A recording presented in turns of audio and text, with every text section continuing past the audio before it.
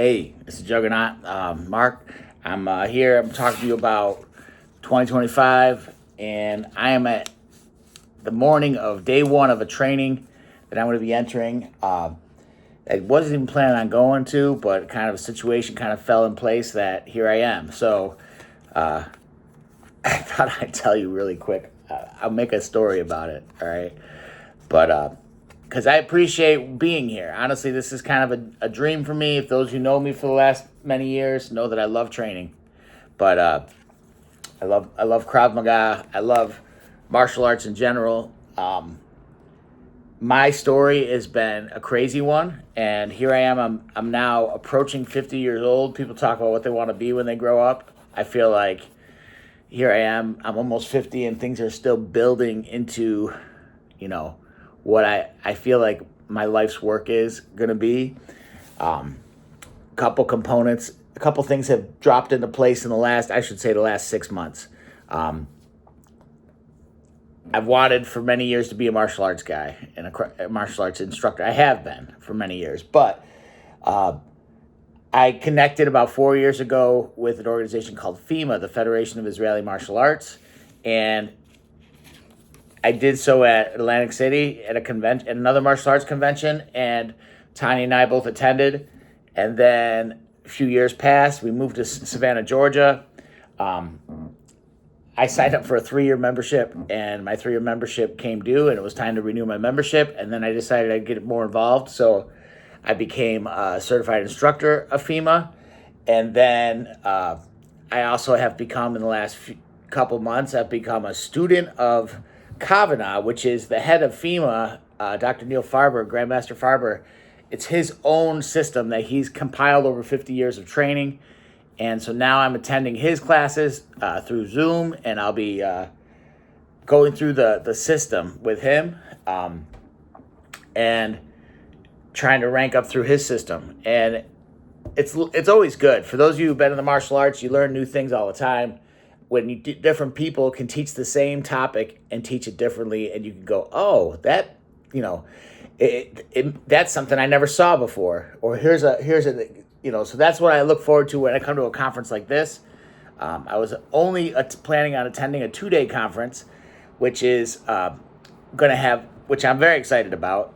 It's going to have seminar after seminar after seminar after seminar with all the great masters and grandmasters of the Israeli martial arts world, and even some that are not in the Israeli martial arts, but are just masters and grandmasters in the martial arts world.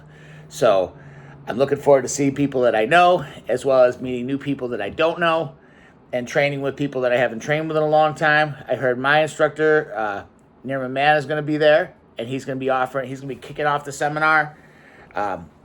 The 2-day conference with a seminar, right? He's like the first person giving a seminar. So I'm excited about that. I just found that out, and I'm going to be attending his seminar. But then I had an opportunity to attend a week-long certification, and I wasn't planning to go because of a lot of reasons. Money being the main reason, and being able to get time off of work, and just the amount of time that it is I'm away from my school, and I didn't think that it was something that I could do. So completely changed, thanks to a lot of people that, contributed in areas that I can't even explain on this video. Tanya is covering for me at work to be there. My boss, the owner of the restaurant, is allowing me to break away for this long. The organizers of FEMA are helping me and to make this possible, and just everything else. So I'm here in the hotel right now, and there's just a lot that's going through my head as the morning before we start the training, and it's like more of a question of what do I want to share and what don't I want to share, and it's not all about martial arts either. Another big update that happened is I'm going to be helping Bible College, Freedom Bible College and Seminary. This is completely different than the martial arts, obviously, but it's a part of who I am, is somebody who's spiritual and believes in God. And I've been kind of affiliated with this college for a long time, and they asked me to step up and take more of a leadership role with them. So I'll be offering that in Savannah, Georgia. So I've now become the leader of a representative of FEMA in Savannah, Georgia. So part of me coming to this training is to show that I got what it takes to be a representative. You know, it's a lot of people that are going to be here haven't seen me train. I'm a little nervous. I'm approaching 50. As I said, I'll be 49 this summer. I hurt my knee about 2 months ago, and it hasn't been the same since I hurt it. You know, it swells. It's right now swollen because I did a couple miles of walking yesterday, not running, walking. So, you know, 4 miles of walking, but still, I mean, my knee's a little swollen. My arms, you know, the joints have been hurting. Maybe that was from all the young years of kung fu and punching concrete, you know, stuff like that. So, it's just crazy. But I do believe God has brought me to Savannah, Georgia, got me out of New York, brought me to Savannah, Georgia to be able to establish myself and my family, and also everybody who becomes family, you know, of mine. Like, it's not just biological for me, you know. It's not, you know, I have 4 biological children. Not all of them are living with me right now. Some of them, you know, 3 of them are grown up, and one still lives with their mother. But I also have 2 stepchildren, and I also have the family that I meet along the journey of life. You know what I mean? People that have kind of come alongside Tanya and I and become family. So that's what I believe family is. I really believe. Some people believe the Old Testament, some people don't, but I believe Adam and Eve were the original mom and dad of the family of the human race. So technically we are all family, whether distant or not, distant cousins or not. So anyways, I'm nervous about this training. It's been about, I don't know how many years. I would say at least 6 years since I've been on the training floor in this capacity. I'm not in the top shape that I have been in before, but I'm here to do it. You know what I mean? Like, just like a fight, you know, you can't always be prepared for a fight. You know, you may be super tired. It may be the worst day of your life and you're exhausted and you're fried and you're, you know, just got done working a 12-hour shift or something like that, or doing something, and you round a corner and boom, that's the moment where the fight happens on you, and you have to be able to respond. You have to be able to dig deep and find something in you that you can respond with. So that's what I'm doing this next 10 days. This is day 1 of 10 days. So I'm looking forward to meet new people. I really believe that the Israeli martial arts provide solutions that many of the other martial arts systems in the world have had solutions in the years past, but the Israeli arts are a very modern, up-to-date system. They're constantly being enhanced. They're constantly being evolving. And so I'm very excited. I started with Chinese martial arts, which I love, Wing Chun. And I'm also hoping, I heard Grandmaster Samuel Kwok, who is going to be my Sifu also. You know, I'm looking forward to do some training with him. If he does a seminar, I'll be doing that. And it's been a long time. I mean, since I had teachers, both in Kung Fu and in the Israeli arts, that I'm actually might see all of them this weekend, okay? Which is crazy. Kind of a dream come true. And I'm doing it with, like, literally no money in my account. So it feels like a miracle. So I'm expecting big things. I'm expecting God to do some big things. I believe America is in trouble as a nation, and I believe that it's important that we prepare ourselves for trouble. You know, I just had a new student join, and he had his neighbors were attacked on St. Patrick's Day. They were in a St. Patrick's Day parade, and they were attacked by 2 people and robbed, and they were in their 70s. So when I meet people, they're like, oh, I can't do that Krav Maga because I'm too old. Well, what if you're attacked in your 70s? Most people think once they're at that age, nobody's messing with them anymore. But that's not true. You know, any sign of weakness, a bad guy is going to capitalize on. So I believe that in order for us to be whole people, complete people, you know, God says, be holy as I am holy. And he said that in the Old Testament and in the New. And holiness has to do with wholeness. And I believe parts of wholeness that we all have to work on, especially myself, is, there's a spiritual component, there's a physical component, there's an emotional component. You know, when I got for those of you who don't know, I got locked up about 6-7 years ago. Okay, I was at the height of my martial arts training. I was traveling the world. I traveled with my brother. I went to Israel, did some training there and filming, and I went and I was also in Las Vegas with Nir, and I did some training there and some filming, and we did a lot of stuff. Things were starting to look like things were building. I got a new martial arts school in a very nice part of town. I equipped it.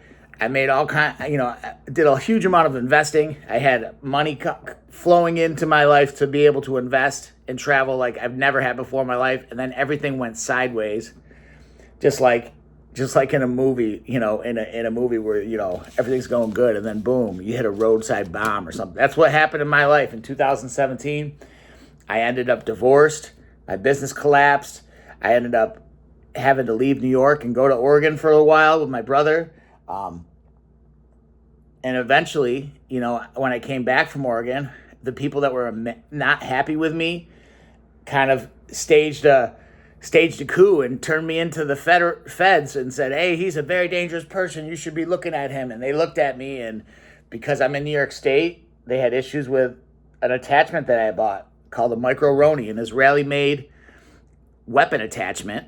And again, if I was in Georgia at the time, it would have been no big deal. They would have said, hey, bro, you should get that registered. And I would have been like, okay, no problem.